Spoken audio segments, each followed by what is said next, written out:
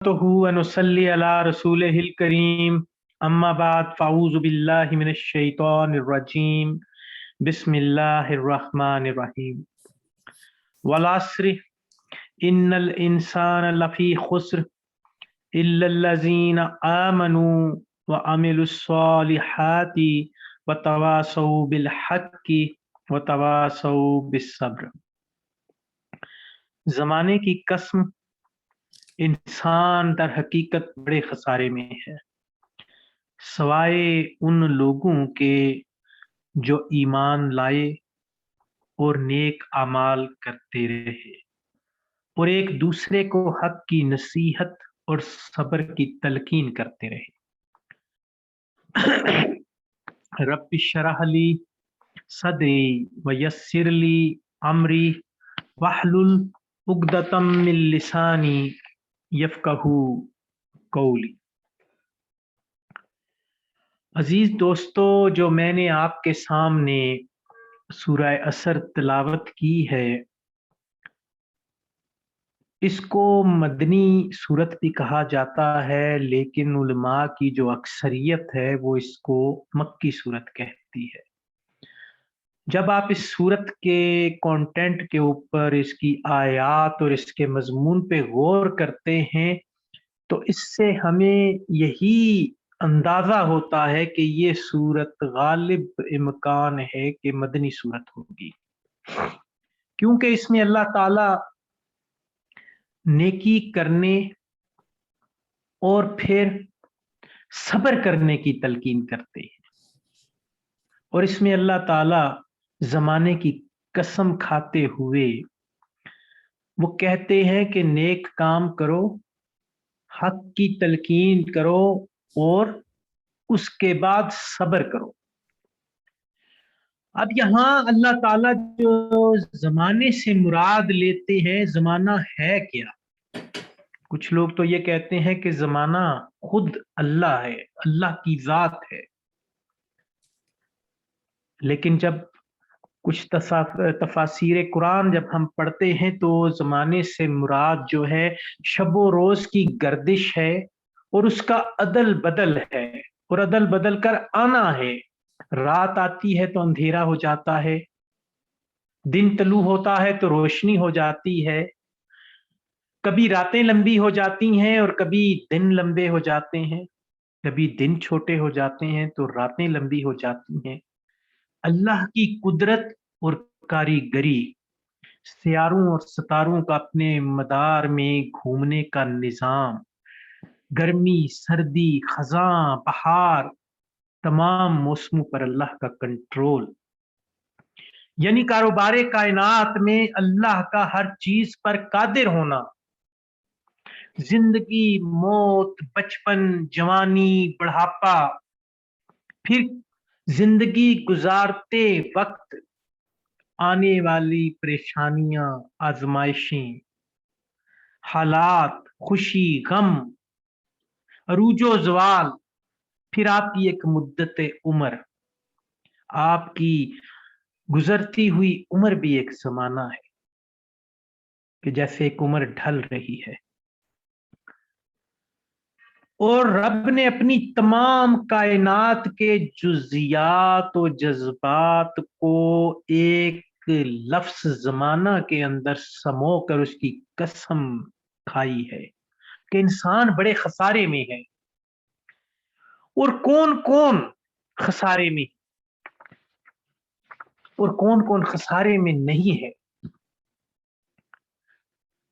अब खसारे में कौन है? जिनमें चार चीजें नहीं पाई जाती सूरत के मुताबिक: जिनका ईमान अल्लाह पर नहीं है, जो नेक और अमले साले नहीं करते, जो एक दूसरे को हक बात की नसीहत नहीं करते और जो सब्र नहीं करते और उसकी तलकीन नहीं करते।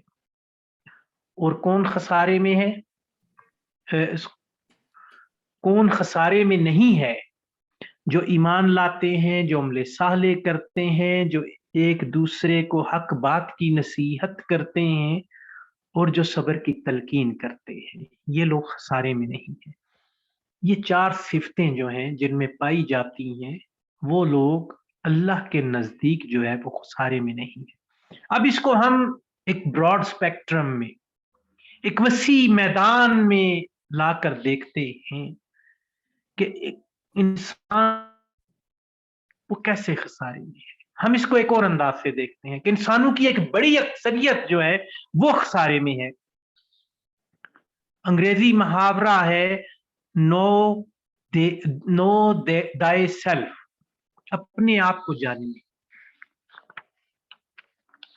अब इसके अंदर अजीज दोस्तों, इंसान अपने आप पर जब गौर करता है तो जानता है कि जिंदगी ढल रही है।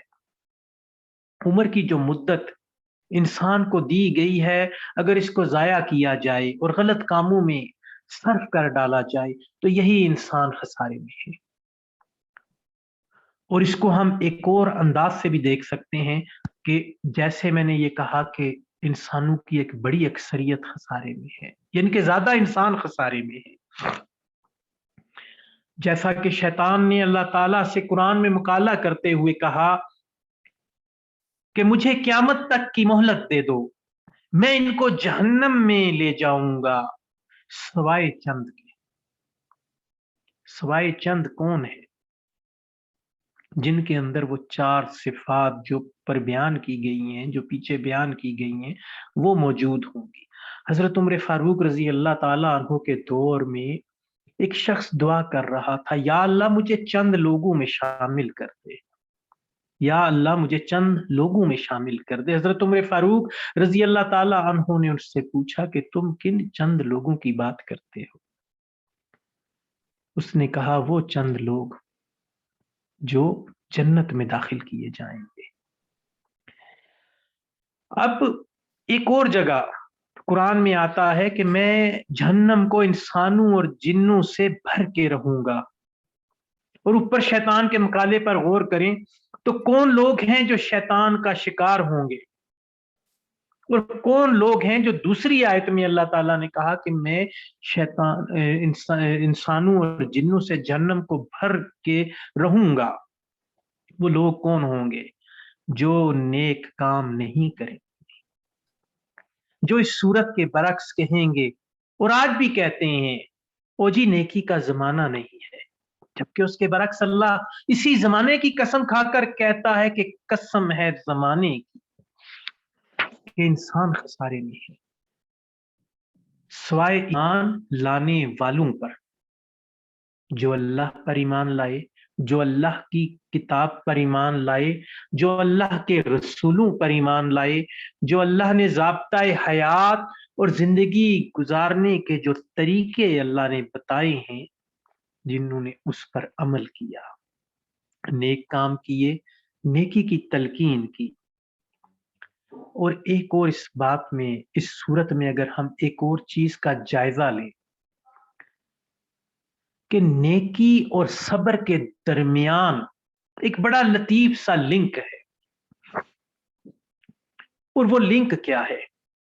एक वो मिसिंग लिंक है जो सब्र और नेकी के दरमियान है। वो है आजमाइश, वो है तकालीफ, वो है दिल आजारी, वो है रंजीदगी, वो है कैदो बंद, वो है पाबंदे सलासली। कई बार फांसी के फंदों को चूमने की नौबत आना। ये नेकी और सब्र के दरमियान का लिंक है। हक, नेकी और सब्र के दरमियान का जो लिंक है। कई बार आपको हक बात करने पे जो है फांसी के फंदे चूमने पड़ जाते हैं, पाबंदे सलाफसल होना पड़ता है, उसके अंदर आजमाइशें आती हैं, तानाजनियां सुननी पड़ती हैं। सैयद अबुल आला मौदूदी का आपने देखा है कि जब उन्होंने फितना कादियानियत के ऊपर जो किताब लिखी, मसला कादियानियत, उसके पीछे उन्हें स्टैंड लेना पड़ा और फिर वो कहाँ तक गए और क्या क्या उन्हें आजमाइशें देखनी पड़ी। कई मामलात के अंदर उन्हें सजाए मौत का एक में जो है फंदे तक जाना पड़ा। और इसी तरह हम जब ये हक की बात का रास्ता चुनते हैं, नेकी का रास्ता चुनते हैं, तो ये हमें चीजें देखनी पड़ती हैं। अब इन लोगों से लोग जो है घबराते हैं। अक्सर एक मुहावरा होता है कि हज़रत अली रज़ी अल्लाह ताला अन्हु का कौल है कि जिससे नेकी करो उसके शर से बचो। और उसी से लोग मुतासिर होके कहते हैं जी मैंने फलां से नेकी की उसका सिला मुझे ये मिला, मुझे फलां से नेकी की उसका सिला मुझे ये मिला। तो इस पे हम रंजीदा होकर ये कहते हैं कि नेकी का ज़माना नहीं। तो अंग्रेज़ी का एक मुहावरा है, virtue is its own reward. नेकी बज़ाते खुद एक अपना एवार्ड रखती है। नेकी के बदले अच्छे नताइज की उम्मीद लगाना, बह जा तालियां, मेडल्स की उम्मीद लगाना ये दुरुस्त नहीं है। नेकी के बदले और हक के ऊपर बेशक आपको फांसी के फंदे से भी झूल जाना पड़े तो अल्लाह को इससे कोई सरोकार नहीं है।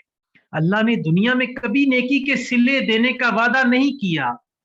वक्ती कामयाबियां मिल जाती हैं, लेकिन कुरान में जगह जगह अल्लाह ताला ने नेकी और हक पे चलने पर जन्नत की नहरों का वादा, मीठे हौजों का वादा, सूरह कौसर के अंदर कौसर के हौज का वादा और आगे की आसानियां, आसाइशें, जन्नत के मजे और सबसे बढ़कर अपने दीदार का वादा। अल्लाह ताला ने ये हमेशा की जिंदगी के वादे किए। दुनिया में तो कत्ल होना पड़े तो शहीद, सलासल की कैद, करबला की आजमाइशें, ये सब हक नेकी करने के बाद ये सब कुछ हो सकता है, आ सकता है और होता है। हजरत बिलाल रजी अल्लाह ताला अन्हु का वाकया, हजरत बिलाल रजी अल्लाह ताला अन्हु के आका ने जो जिनके वो गुलाम थे, हक पर चलने की वजह से उन पर मुजालिम के पहाड़ तोड़ दिए। वो अहद अहद का एक ही जुमला बोलते थे कि अल्लाह एक है, अल्लाह एक है और यही हक है। वो अपनी उस नेकी पे जमे रहे।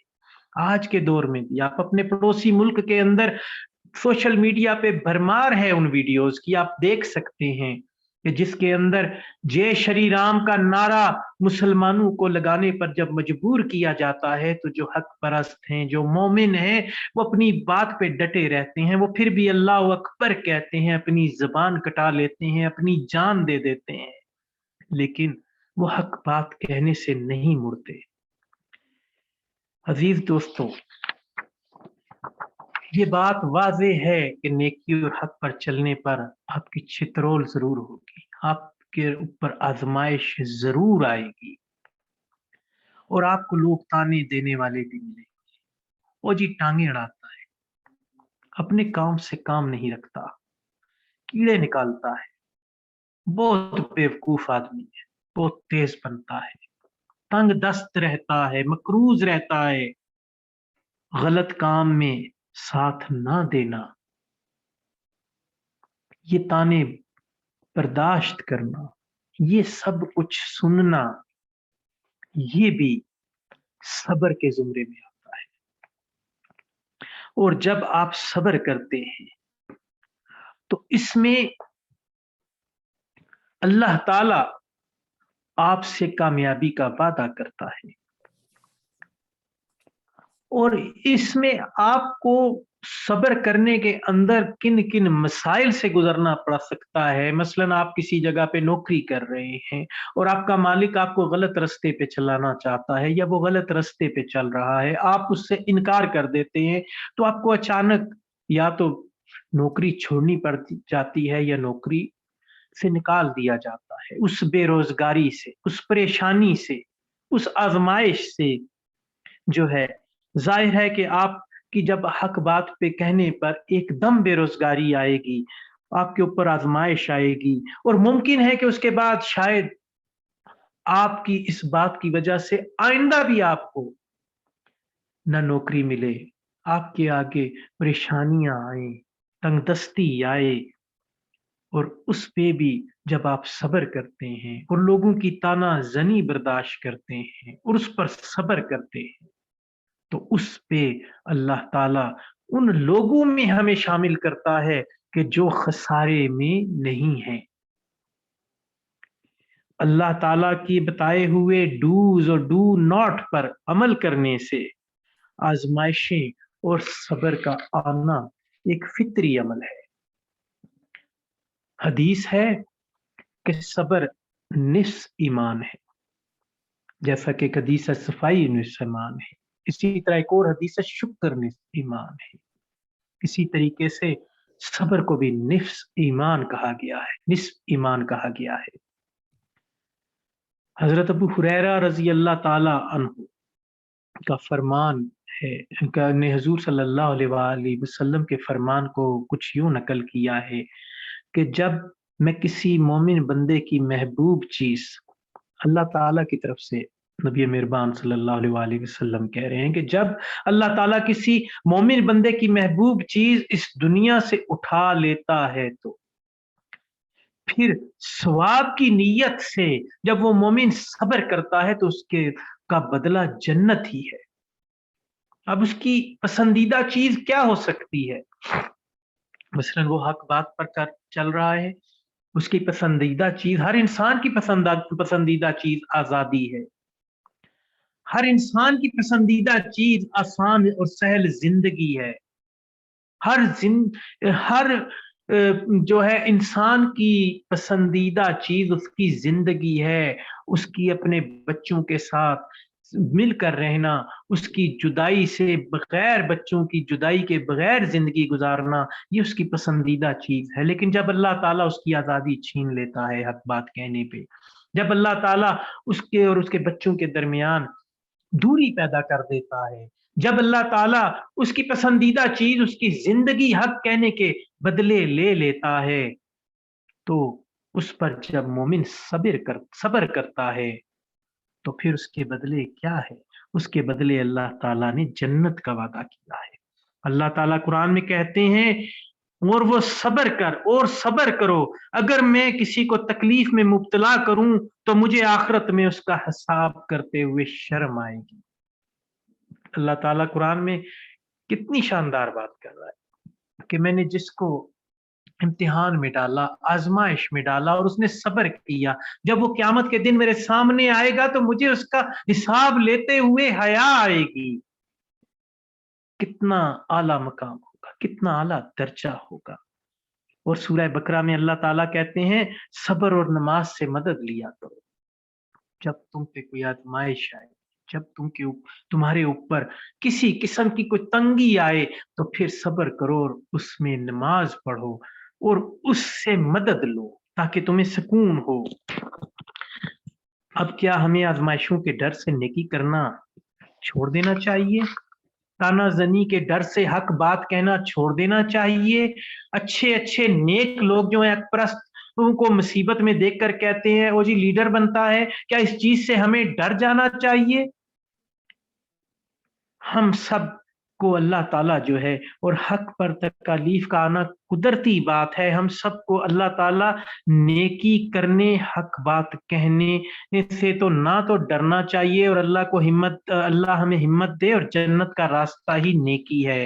اور ہم سب نے لوگوں کی اکثریت کو نہیں دیکھنا وہ کس بات پر ہیں، ہم کو صرف حق دیکھنا ہے، کیونکہ حق کی دلیل ہے کہ حق قلیل ہے۔ کربلا میں صرف 70 سے 73 لوگ تھے، بدر میں 1000 کے مقابلے میں 373 تھے، اسی طرح کہیں 10,000 کے مقابلے میں 1000 تھے، کہیں لاکھ کے مقابلے میں جو ہے 10,000 تھے۔ پاک بھارت کی جنگوں میں دیکھیں کہ لاکھوں کے مقابلے میں سینکڑوں تھے۔ افغانستان کا ابھی موجودہ واقعہ آپ دیکھیں تو اس کے اندر 48 ممالک کی فوج تھی اور ایک طرف صابر مجاہد تھے، لاکھوں شہادتیں، معذوریاں، قید و بند۔ اللہ تعالیٰ ہمیں ان چند لوگوں میں شامل کرے جن کے بارے میں شیطان نے کہا کہ ان کے علاوہ میں سب کو جہنم میں بھر دوں گا۔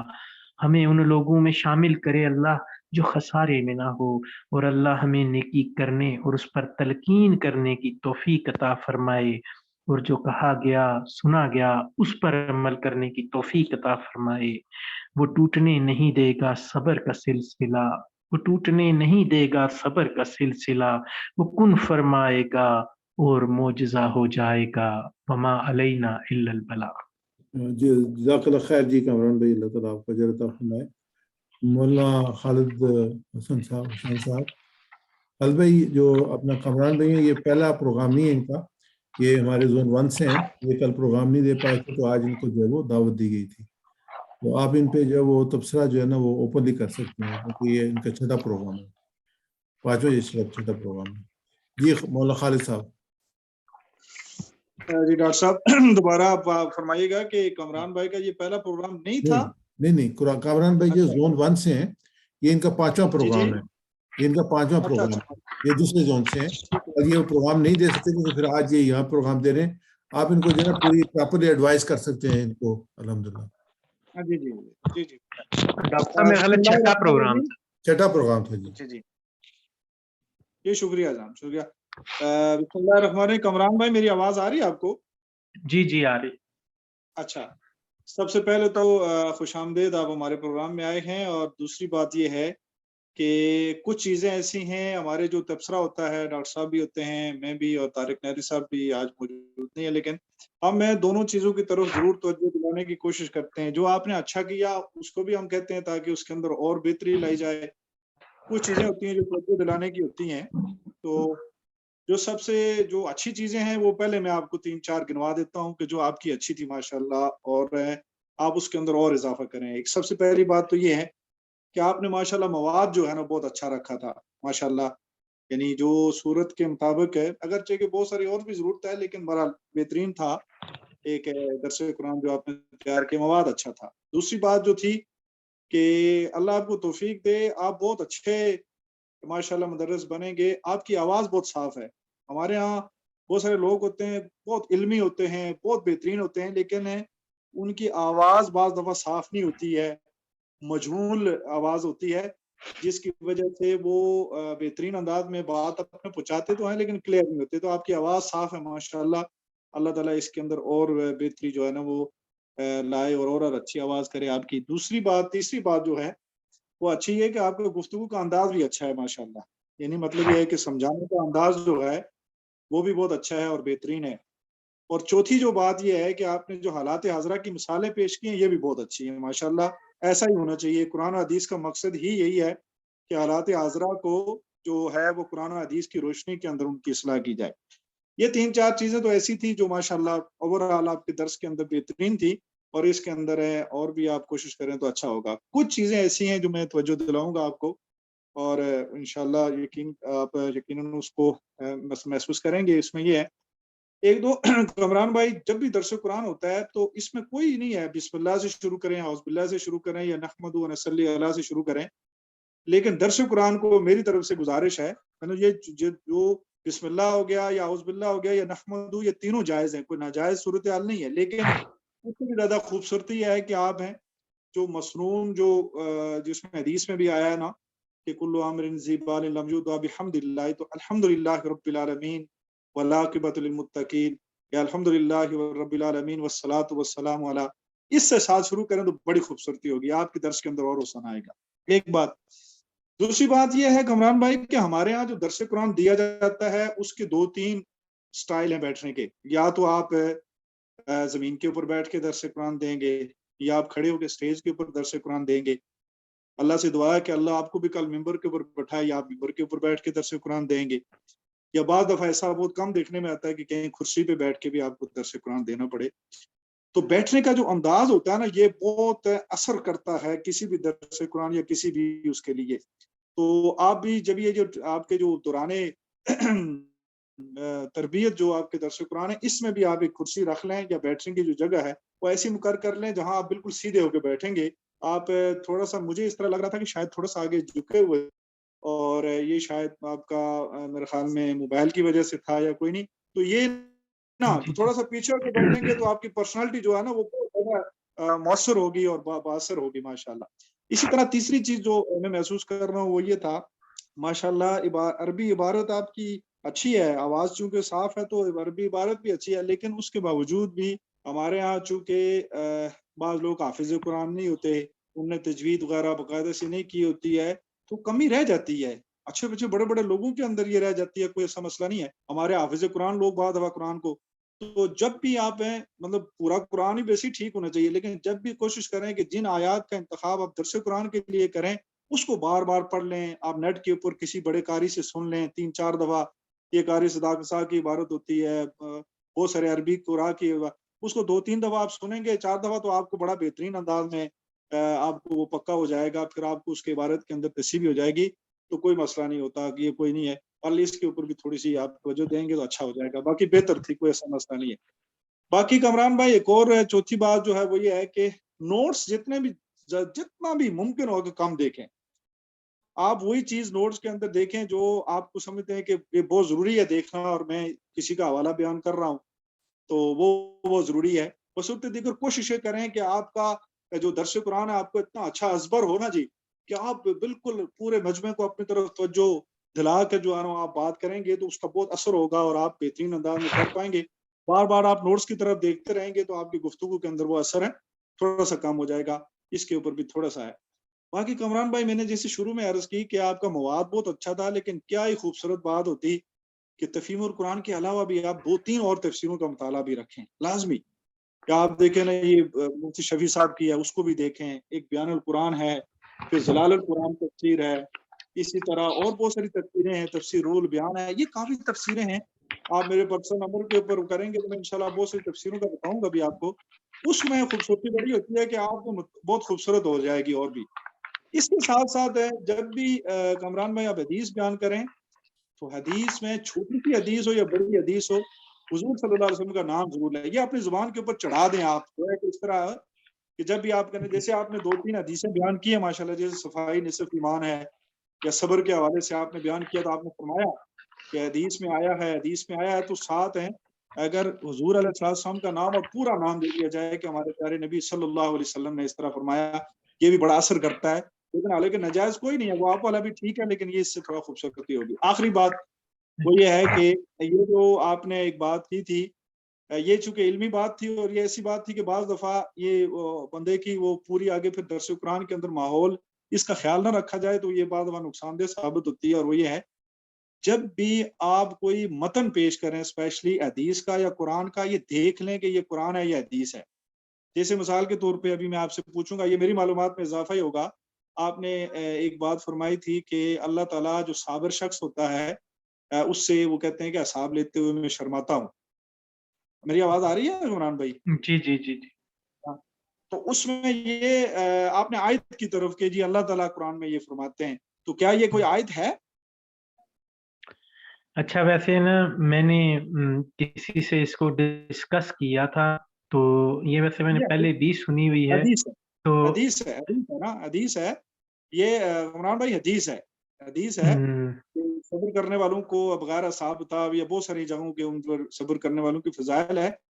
तो इसमें ये थोड़ा सा होता है कि आप जब कुरान की आयत की तरफ कोई चीज मंसूब करेंगे ना कमरान भाई, तो जी जी उसमें पूरी कोशिश करें कि वाकई कुरान की ही मतन की ही इबारत हो, उसमें जरा बराबर भी कोई चीज और शामिल है ना हो, वो हो जाएगी तो आप दर्स के ऊपर असर पड़ेगा।